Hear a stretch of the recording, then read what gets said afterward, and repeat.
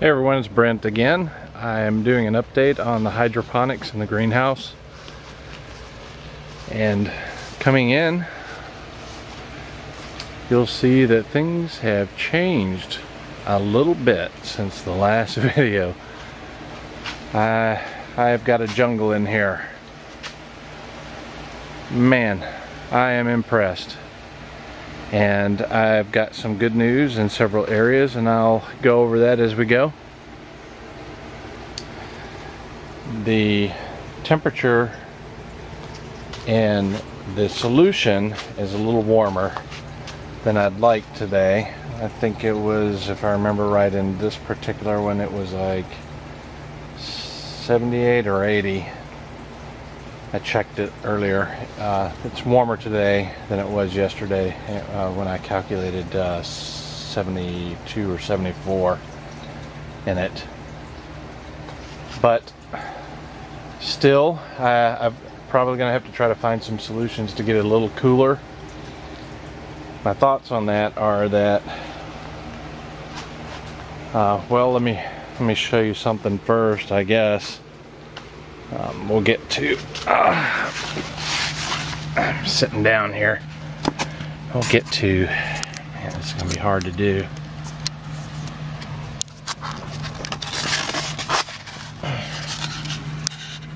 Okay, you can see here that despite being above the reservoir, the roots are, the tomatoes, even the tomato roots are growing into the gutter, or what I call the reservoir. But I'm okay with that, I guess. Unless it starts clogging things up, I'm okay with it. But the roots are pretty white. I don't have any root rot yet. But I want to get preventative where I can, especially after someone made a comment. Got me to thinking. But I'm thinking, because my plants blow through the solution as fast as they have been, I've been going through about 150 gallons in about, I'm gonna say 5 days, maybe a little under, maybe a little over.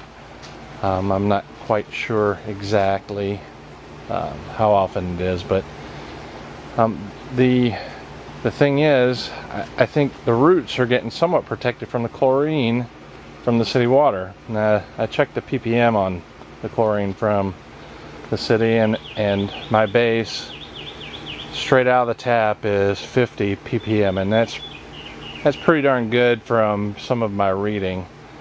But I think maybe it provides enough chlorine as much as I turn over the solution to potentially help the roots, because from what I'm reading, in warmer temperatures, the solution to prevent root rot, you can use either chlorine or hydrogen peroxide, usually food grade, 35%. But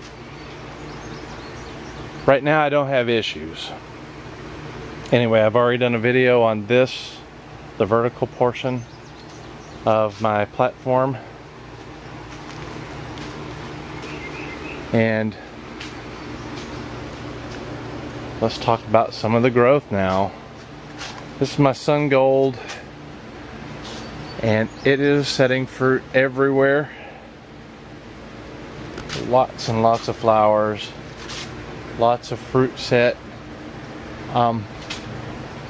You can see there, not a whole lot changing color yet. Not sure why, but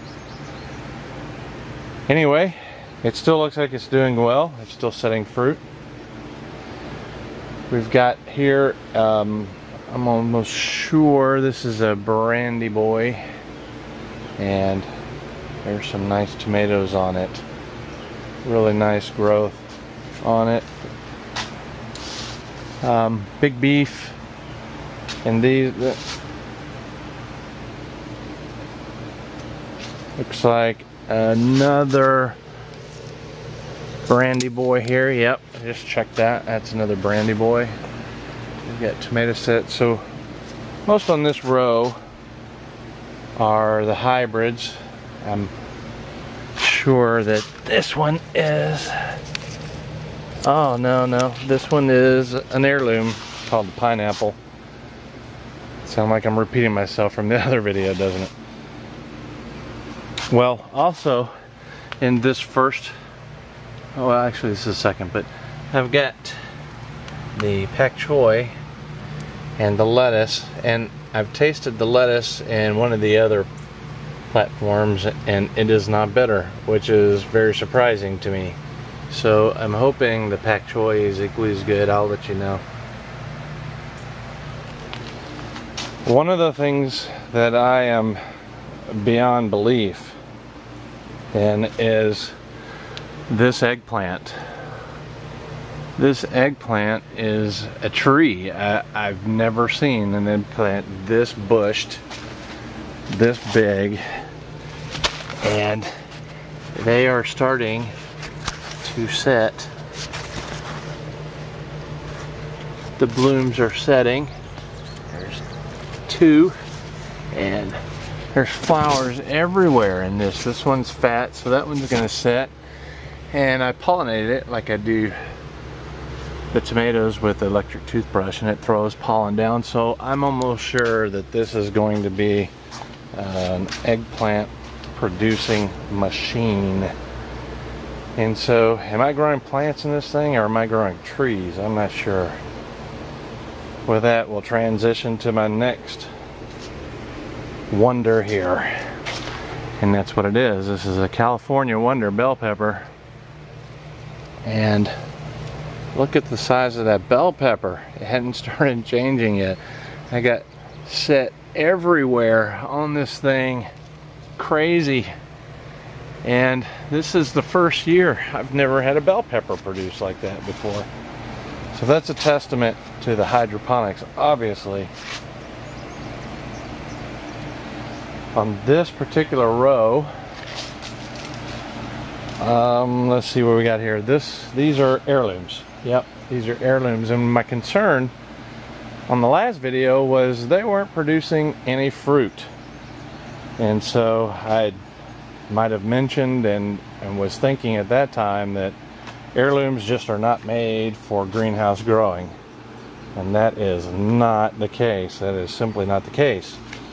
I'm not sure why it took them a little longer, but I'll pull that off. But I have got fruit set. Now this first one is called the KBX, and KBX is a potato leaf yellow orange tomato, and I've got, like I said, one there and lots of flowers. So there's another one there. There's two on this one. Not impressive, but the difference is that these are big trusses, and I've seen the pollen drop on them. So I anticipate this one is going to produce. The next one here, also an heirloom, and since the focus is heirloom, let's continue talking about that. This is a Purple Dog Creek. I think it's a Kentucky heirloom, and I like the taste of it last year, so I decided to plant some. Let me see if this one's got any fruit set on it. Yeah, there's one there, but like the KBX, I've got some flower trusses. Not impressive trusses on this one, but they're setting. I'm not sure if this is going to be a candidate, the Purple Dog Creek, to continue in the greenhouse, but I haven't ruled it out yet. And of course, the legendary brandy wine. That's what this one is. It's a little weak because this is where it started. The vines are weak, but as you climb, as the plant has benefited from the solution, you can see that the tomato set, the size of the stalks, and the amount of the trusses is phenomenal. I mean, it's a brandy wine, and they're notorious for not producing a lot, but I'm quite impressed with this one. And if the pollen drop is an indicator. I'm gonna get quite a few brandywines, and I do love me some brandywines. My favorite tomato is next, and it's called the chocolate stripes. And the chocolate stripes had not put on any fruit last time, but look at this. This is rivaling the big beef. I've got tomato set on this chocolate stripes. Crazy fruit, lots of flowers. I've even crossed it with the brandywine next to it and the Nar, which is a Neves Azorian Red, which is obviously a red tomato, a red beefsteak tomato that's really good. So with that transition, we're moving to the Nar. The Nar is got some tomatoes producing on it. And there's a little one there. And so it's been a week or 10 days since the last one, that video I put on YouTube. And these heirlooms are coming on, and that's a really good thing. I've taken some clippings out of the garden, and I took some off the brandywine, and I'm going to incorporate more heirlooms into the garden. Excuse me. I've already talked in the video I just produced about the difference between the hydroponic trial tomatoes, which is this row, and the self-watering container trial tomatoes, which is that row. So I won't go into it too much, but I mean, I'm very happy. This is in no way Bobby's quality, which is where a lot of what I'm into now is because of him, and he's got it down better than I do. Maybe I'll get there sometime. I'm liking the brandy boys. The big beef we're taking over, but these brandy boys now are coming along really nicely too, and it's a bigger beefsteak tomato. It's a pink too.